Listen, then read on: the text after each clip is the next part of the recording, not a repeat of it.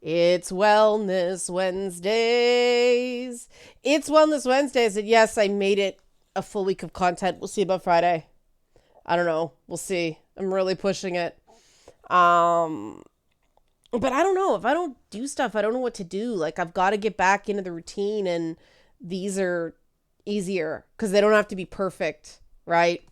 Um, but today we're talking about naming your feelings and why it's important. I mentioned it on Monday, so I thought I better unpack that one because it's a really important concept that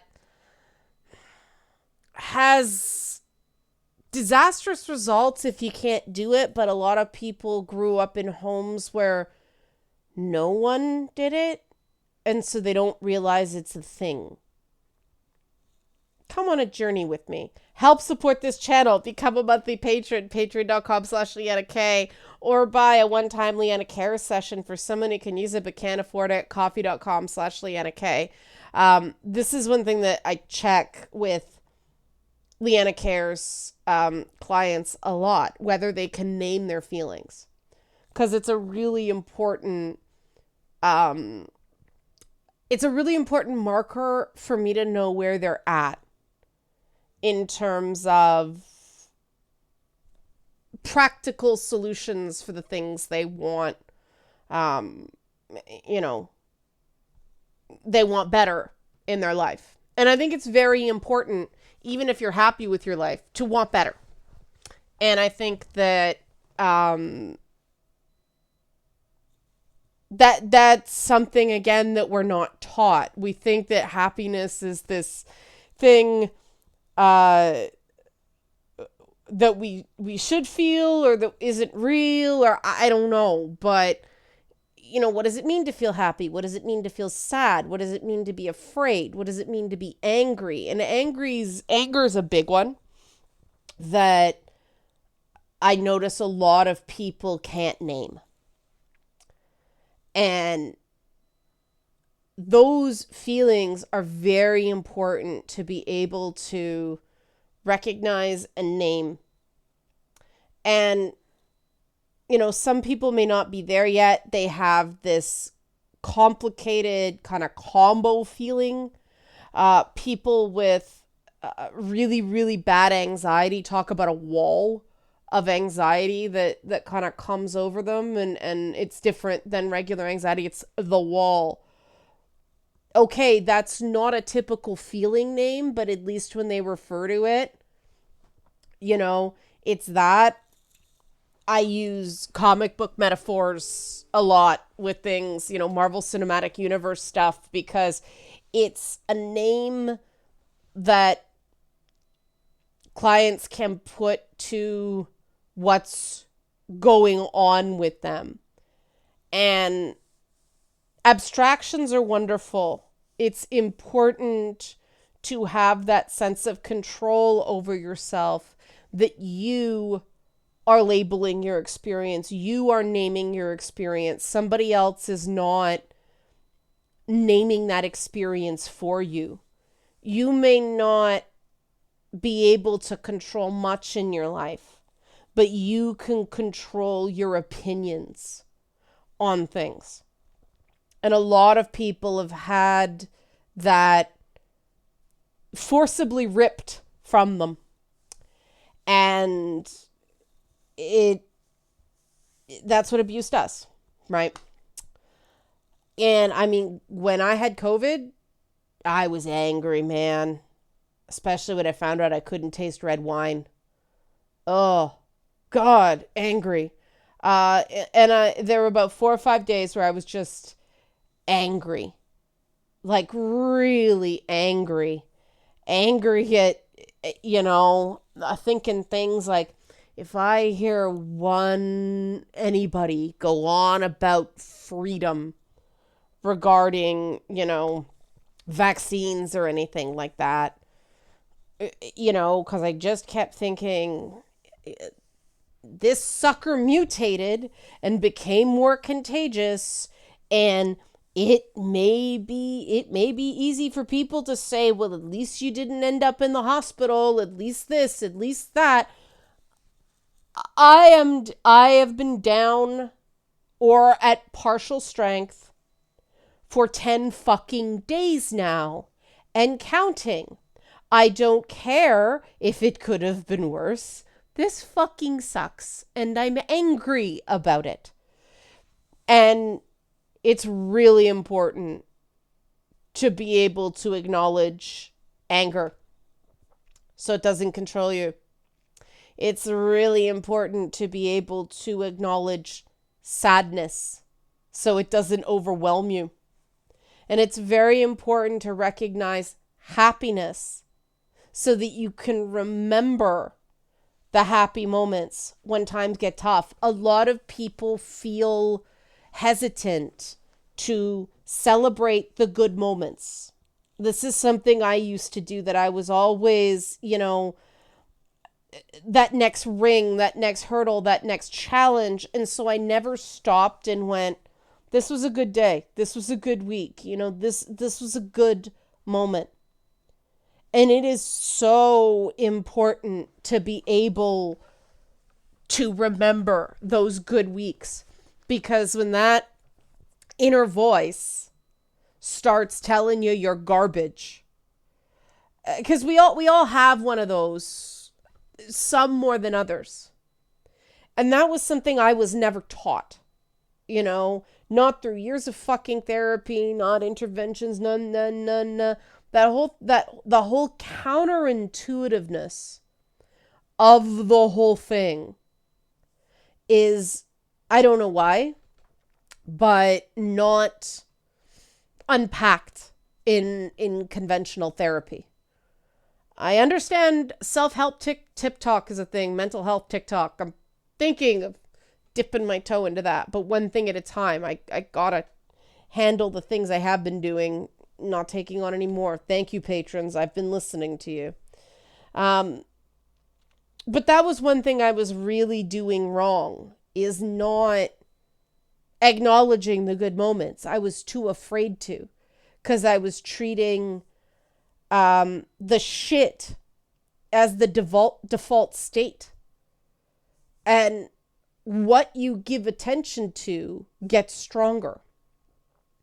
Now that gets misapplied too, right? Because everybody's looking to minimize threat or minimize risk instead of maximizing success, they skip on the good stuff and lean into the bad stuff, the things they need to improve about themselves, the things they need to do better at, their weaknesses, the things that are making them unhappy. Nobody's gonna take advantage of me anymore, all that, and your world just gets smaller and smaller and smaller and smaller. And I finally realized on my own, like, this is the thing, that all the therapy I did it, and trauma therapy was very, very helpful in terms of teaching me the importance of boundaries, and really important for teaching me how to cut out people who were not good for me. But therapy in general, I have found, is not good at teaching you how to play to your strengths, because it's all corrective, right? It's all in a great ways. There are a few excellent therapists out there that aren't like this, but a lot of it's very normalizing, right? Make you not disordered, fix you, as opposed to questioning, one, are you in fact broken, or are you just different? Are you mismatched with what you're good at and what you're trying to do, or how you're trying to do it? It's all about retraining away the bad. And I don't know why that doesn't start with the good, because that's what I finally realized I had to do. I got so overwhelmed by people telling me I was bad when I was just weird that I, started to recognize, especially at work, nothing was real. There was no truth, right? There was no objective reality. It was just the story somebody could make stick. And there are environments like that where you have to recognize that. That's the only way through a great many of those. But what I ended up having to do is eventually, after just getting beat up and beat up and beat up and beat up, the entertainment industry is great for that. The Canadian entertainment industry is even better for that. But eventually I was like, you know what? There are certain things about myself. I don't care if people think, and I talked about this on Monday, if people think that I'm wrong or obnoxious or annoying or irritating or difficult or not a team player or unpleasant or a bitch or, words mostly directed at women stronger than bitch. I don't care. I never really did. I'm doing this because I thought I have to. And I don't have to. And that means making choices. But I realized at that moment that collectively, the external had drowned out my inner voice, what I thought about myself, what I thought about things, what my opinions were about things, what I named things. And I realized at one point I was really good about that. My default state is really not giving a fuck what people think. But I was so bullied into believing I had to fake thinking, had to fake caring about what other people thought of me so that anyone would want to be around me. That sounds insane, because it is insane, right? Because the entertainment industry is one of, you have to be popular, you have to make commercial choices, you have to be mainstream, right? And then it's like, oh, they're just haters, don't listen to what they say. Okay, you want me to be mainstream, but then you don't want me to listen to the haters. Which is it? That's why I've been watching a bunch of, I watched, what is it, the unbearable weight of massive talent with Nicolas Cage and Pedro Pascal. And the stuff with Nicolas Cage riffing on Hollywood made me laugh so hard I had to pause because I was coughing. But then you go back and I've been watching like old Steve Martin movies and old Gene Wilder and Richard Pryor movies, stuff like Stir Crazy, right? And these are guys who are, you can see the shyness, you can see the gentleness in them. And well, I mean, Richard Pryor, he had struggles, but is it any wonder, right?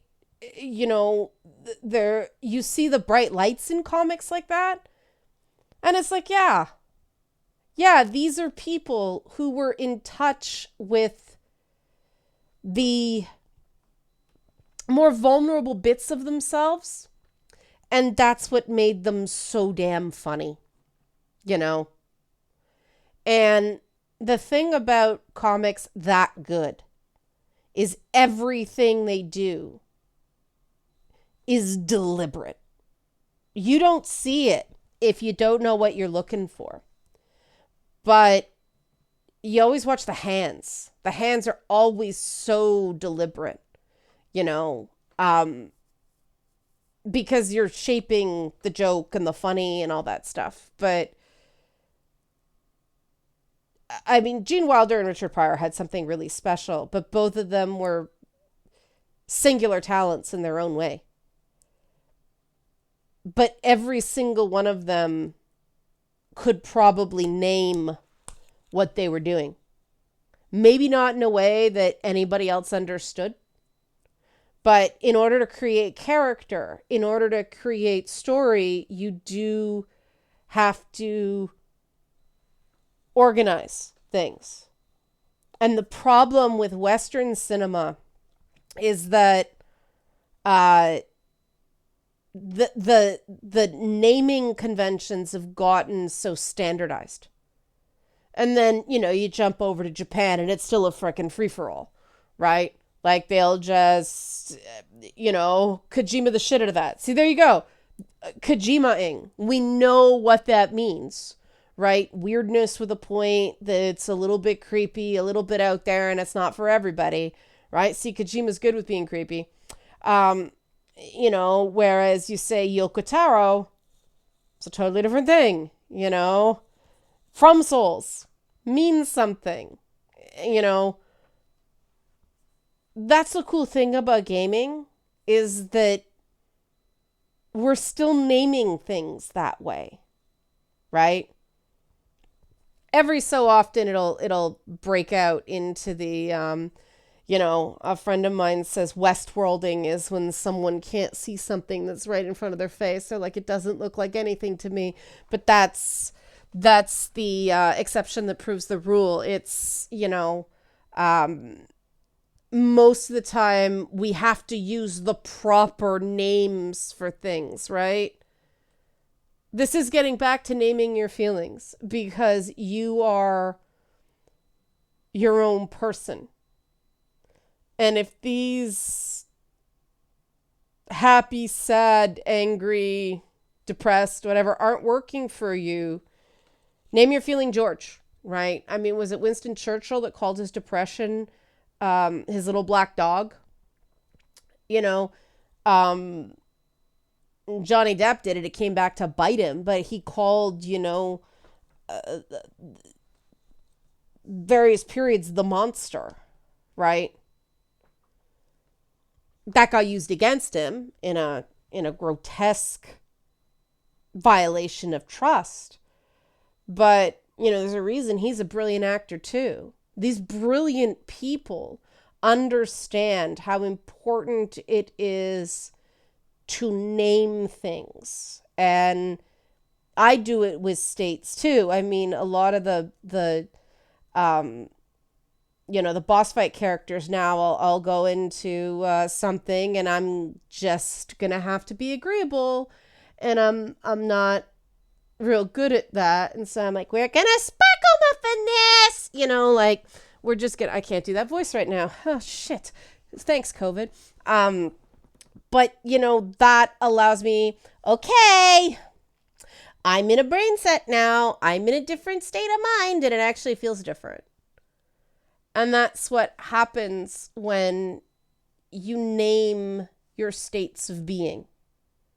Now, there's another important part of naming your feelings that people get wrong a lot, because people think that admitting you have feelings makes you vulnerable.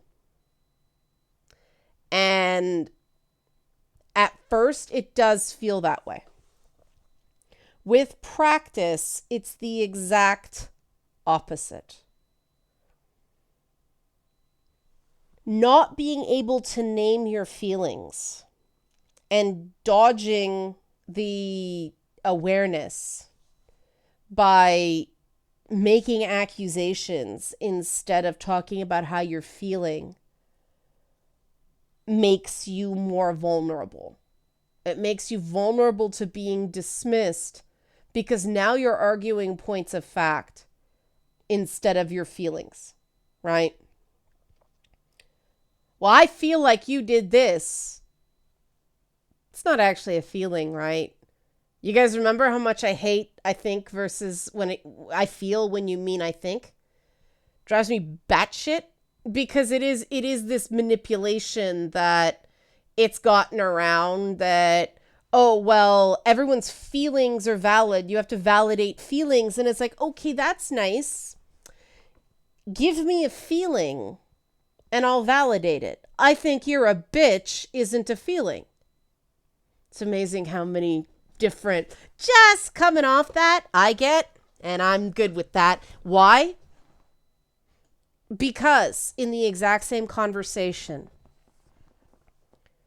I'll say, I'm, feeling a bit tense right now. Let's just take a step back. I admitted a feeling. Okay. You do the Majima thing, like, welcome, I'm a host. A Majima mindset is a wonderful, wonderful thing too. I have a Majima in my head. And that's it. That opening of Yakuza 0 where he's clearly in charge. He is never not in charge. And even with all his craziness, Majima always knows exactly what's going on. Shit's fucked. Majima's on the ball. But it's that, okay, people think I'm nuts. Okay, people think I'm a subordinate. Okay, people think I'm just here to serve them. I know better. So you lose nothing by being honest about how you're feeling. Because then when they don't reciprocate and they start with the accusations, you don't have to cater to that. They'll get upset, and then it comes down to, do you want to win the argument and, never speak to this person again? Sometimes yes, very much. Or do you want to preserve the relationship? And if, you want to preserve the relationship with someone who can't name their feelings, that's going to take a lot of work, because they'll be talking about details. They'll be talking about this happened and this happened and this happened and this happened. But why is it relevant? That's the part that's missing. And, you have to take a risk and be prepared to be wrong, and say something like, well, that sounds very frustrating. Or, it wasn't frustrating. And sometimes people say it wasn't frustrating. It was scary, or it made me sad. Okay. Now, because right there, frustrated and sad, you don't proceed the same way, right? You don't talk to a sad person the way you talk to a frustrated person.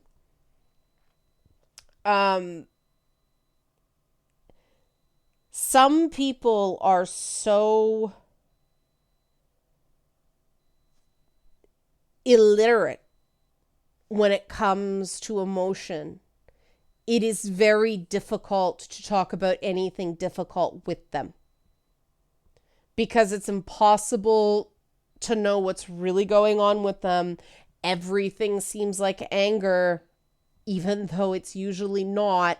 Anger is masking some sort of fear or upset or disgust or feeling of vulnerability, but you can't build on that because you don't actually know what it is. It's like you're stumbling around in the dark because the person lacks an emotional vocabulary. If this is describing you, it's okay. This is a learned skill. This is not innate. I do not believe that people are innately good at this particular kind of communication. It is a learned skill. I had to learn it. I grew up in a household where people didn't say, I feel this. It was, look what you made me do. Right? A lot of people are probably like, yeah, okay. It was always, you did this and you did this, and it was a language of accusation, and it would have just been so much better to just go, look, I'm having a really bad day. I'm on my last nerve. Especially when it's children, right? When adults tell kids they made them do anything, that's a big red flag. But how many of us can think back to childhood where an adult in a position of power over us accused us of making them do something? A child cannot make an adult do anything. Can't. And this is what happens when you can't name your feelings. A lot of people who struggle with drug and alcohol addiction can't name feelings, so they can't process feelings. They avoid feelings, they numb the feelings because they just rattle around and they get bigger and bigger and bigger because you can't name them and put them in the proper place. And again, it doesn't have to be a name that anybody else understands except you and your inner circle, right? People with chronic pain conditions name their pain sometimes. If there's a particular negative voice in your head that is a disapproving parent or, an abusive ex or something like that, all right, that's what that is. That's not you. That's that state of being. That's that state of mind. Name it. Right? I have a Zarkazan. When I start getting into that tangle of, the victim mindset or the having to be too controlling about thing, and that's harassment. Like, okay, nope, we don't do that. That's a Zarkazan. We don't do that. Like I said, part of this makes unpleasant stuff, bad code, more fun, right? It makes it a little less serious. It makes it feel more manageable. You cannot be constantly at war with yourself. Your insides cannot constantly feel like chaos, like you are completely out of control and expect to build anything. And we get a great deal of control. We get a great deal of a sense of stability, of being able to name and organize our own internal world. Like a house in The Sims. I hate The Sims. And haven't done that in a while. But yeah, a lot of people like The Sims because they can make things exactly as they want. Okay, sure. I can empathize. I don't like The Sims. But yeah, it's like that. Where, okay, I understand this. I know what this is, because if it's I understand this, I know what this is. Now you have a hope in hell in knowing what to do about it, right? Okay, I'm sad. How do I feel happier? How do I process sadness? All right, if you don't know what's sadness, you can't take that journey. Okay, I'm angry. I need to slow down now because I'm angry. I don't want to blow up. You can't do that if you can't admit you're angry. And anger is a big one because people use anger to shame people. And well, you saw me make a fist there. Outrage. It's a terrible thing we have done with anger, because we should be rewarding healthy anger. We should be making space for healthy anger, controlled anger. And you know what? Even sometimes when somebody's rightly angry, even though it might not totally be in control, violence aside, right? We all know, we don't go to those absurdities. But,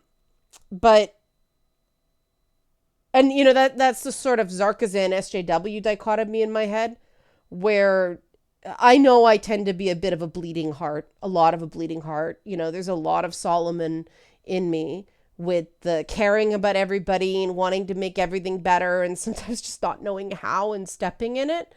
But that's so different from that helper instinct than the controlling abuser instinct that's Zarkazan. And when you start naming your different states, when you start naming your different states of being, when these mindsets, when these modes, these moods become your friends, become a cast of characters instead of things that are controlling you, It makes it a lot easier to stay balanced, especially when things are happening to knock you off that balance.